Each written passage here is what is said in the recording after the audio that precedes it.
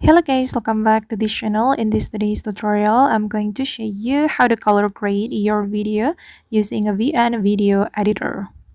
Okay, let's get into it guys. Here I have opened my VN application, and first of all, I'm going to create new project. I'm going to tap on new project and I'm going to choose one of video from my device. I'm going to choose this one and I'm going to click on next. Okay, and now the video has been imported, and if you want to do color grading, we can go to the filter menu right here and then choose adjust. Okay, and you're going to scroll all the way to the right until you find the age as all.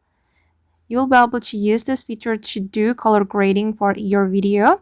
And for example, I'm going to adjust the blue color, this one, and I'm going to increase the hue just like that, and for the saturation as well, and for the lightness I'm going to decrease it.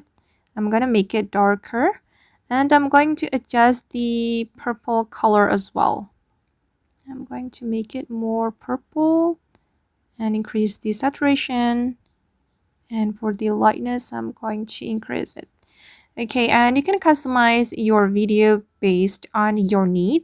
And here, since my video is like a purple video, so I'm adjusting the purple color and the blue color.